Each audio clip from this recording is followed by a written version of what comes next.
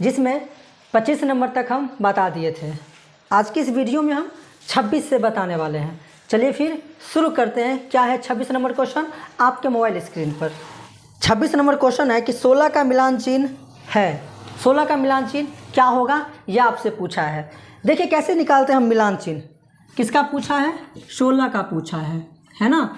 देखिए 1 2 3 4 5, 1 2 3 4 5, 1 2 3 4 5 और 1, 5 5 10, 10 5 15 और 1 16 हो गया। हमेशा क्या करना है आपको? 4 लाइन को एक बार काटना है। 5 5 का हमेशा जोड़ा बनाना है। वो 5 का जोड़ा कैसे बनेगा? 4 लाइन खींच करके एक को काट दीजिए, फिर 4 लाइन खींच करके एक को काट दीजिए। तो ऑप्शन नंबर बी जो है वो हमारा क्या है? करेक्ट आंसर होगा। इस तरह से आप बनाएंगे। जैसे आपको अगर बोले कोई कि 8 का मिलान चिन्ह क्या होगा? किसका? 8 का। तो कैसे बनाएंगे?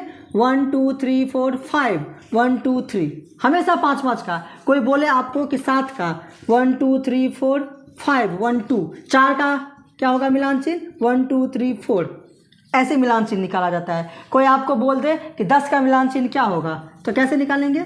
1 2 3 4 5, 1 2 3 4 5, हमेशा 5 5 का।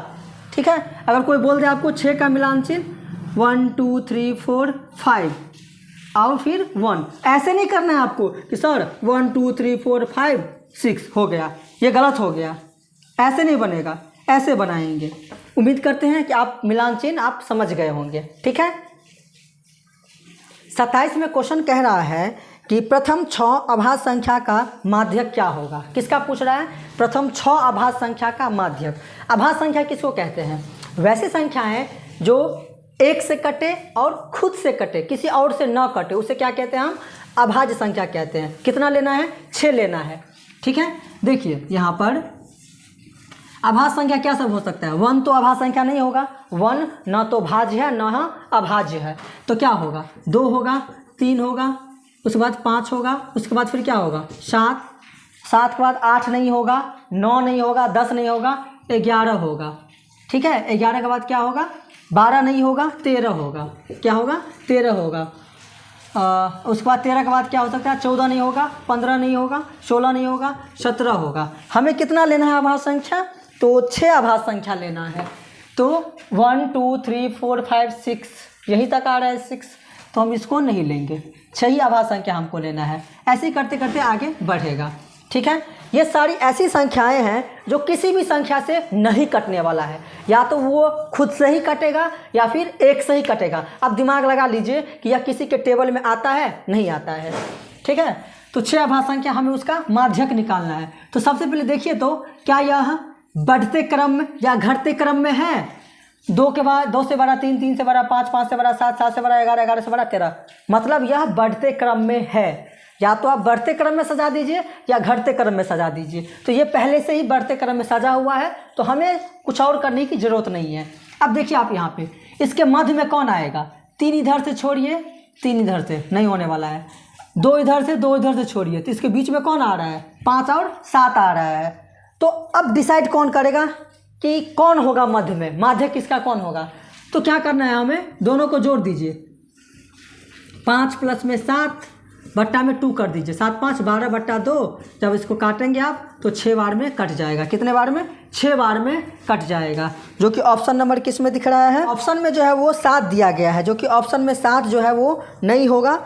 ऑप्शन नंबर सी जो है वो हमारा क्या होगा? करेक्ट आंसर होगा। इस तरह से आप क्या कर सकते हैं? तो बना सकते हैं। चलिए नेक्स्ट क्वेश्चन देखते हैं क्या है।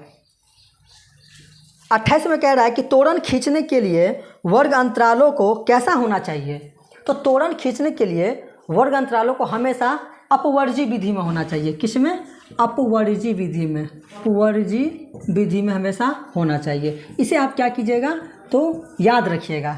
ठीक। चलिए 29 नंबर क्वेश्चन कह रहा है कि निम्नलिखित में कौन केंद्रीय प्रवृत्ति की माप नहीं है। तो आपको हम पिछले वीडियो में 2 ऐसा क्वेश्चन आया था लगातार में। केंद्रीय प्रवृत्ति का माप होता क्या क्या है? माध्य, माध्यक और बहुलक, ये तीनों जो है वो केंद्रीय प्रवृत्ति का माप है। ठीक है। तो अगर ये तीनों के अलावा कुछ और है तो वो केंद्रीय प्रवृत्ति का माप नहीं है। मानक विचलन जो है वो केंद्रीय प्रवृत्ति का माप नहीं होगा। क्या? मानक विचलन, जो कि ऑप्शन नंबर किस में है? डी में दिख रहा है। किस में? डी में। चलिए 30 नंबर क्वेश्चन आपके मोबाइल स्क्रीन पे दिख रहा है। 30 में कह रहा है, 30 में कि प्रथम 10 सम प्राकृत संख्या का माध्य क्या होगा। किसका बोल रहा है? प्रथम 10 सम प्राकृत संख्या।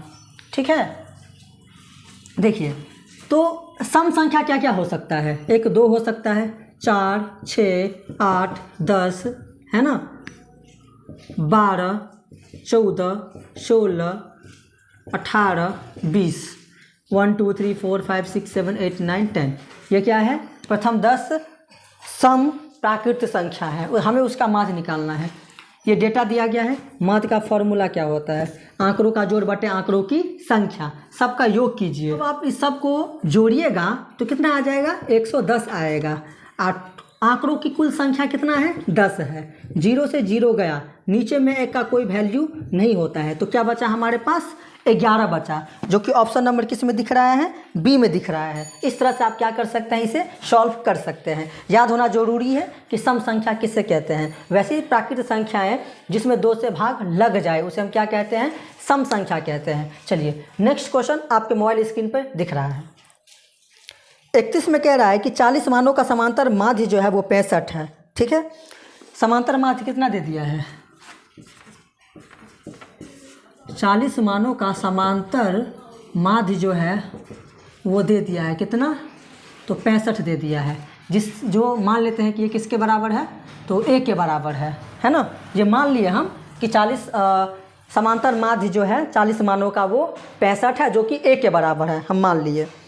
फिर कह रहा है कि इन 40 मानों में प्रत्येक में से 5 की वृद्धि कर दी जाए तो नए मानों का समांतर माध्य क्या होगा। ठीक है, देखिए यहाँ पर हम मान लेते हैं कि हमारे पास कुछ मान है। क्या है? x1, x2, x3, x4, ऐसे ही करते करते कहाँ तक है? 40 गो मान है। कितना? 40 मान है ना। उसको मान लेते हैं कि ये x बार के बराबर है। ठीक है, ये 40 गो मान है हमारे पास, उसका समांतर माध्य 65 दे दिया है, जिसको a मान लिए, इसको हम x बार के बराबर हम मान लिए। ठीक है, याद रखिएगा कि अगर इन मानों में अगर कोई संख्या जोड़ या घटा दिया जाए तो उनके समांतर माध्य में भी जुड़ जाएगा या घट जाएगा। कैसे? देखिए, अगर हमारे पास ये मान है x1 है, उसमें हम जोड़ दिए कोई संख्या k जोड़ दिए। ठीक है, ये x2 है, उसमें कोई संख्या हम k जोड़ दिए। ये x3 है, उसमें कोई संख्या जोड़ और घटा दिए हम। ठीक है, ऐसे ही करते करते क्या होगा कि इस x40 जो है उसमें भी कोई संख्या हम क्या कर दिए? एक बार जोड़ दिया और एक बार घटा दिए। अब वो सब हमारा किसके बराबर है? x बार के बराबर है। ऐसे हम घटा दिए, चलिए घटा दिए। ठीक है, तो होता ये है कि अगर इन मानों में अगर जोड़ दिया जाए तो उसके समांतर माध्य में भी जुड़ जाएगा वो संख्याएं। अगर उनके मानों में कुछ घटा दिया जाए तो समांतर माध्य में भी वो घट जाएगा। ऐसा होता है। ठीक है, हम मान लेते हैं कि नया समांतर माध्य हमको बोला है निकालने के लिए, वो a डैश है। क्या है?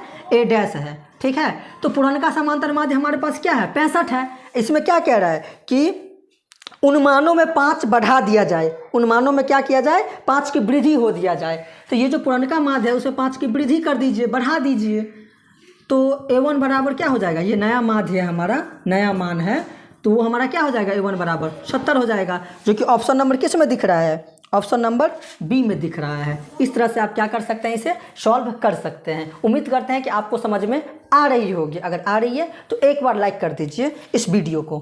चलिए नेक्स्ट क्वेश्चन आपके मोबाइल स्क्रीन पर दिख रहा है। 32 नंबर क्वेश्चन है कि वर्ग अंतराल 2 से 5, 5 से 8, 8 से 11, 11 से 16, 14 के मानों की लंबाई क्या होगी? ये पूछा है आपसे।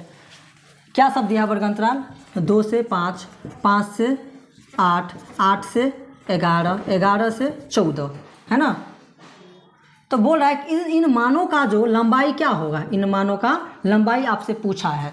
देखिए ना, 2 में कितना जुड़ गया तो 5 हो गया, 3 जुड़ गया। 5 में कितना जुड़ गया तो 8 हो गया, 3। 8 में कितना जुड़ गया तो 11 हो गया, 3। 11 में कितना जुड़ गया तो 14 हो गया, 3। तो हम कह सकते हैं इसकी लंबाई कितनी है? 3 है। क्या है? इसकी लंबाई 3 हो जाएगा, जो कि ऑप्शन नंबर किस में है? बी में दिख रहा है। इस तरह से आप बनाएंगे ऐसे सवालों को।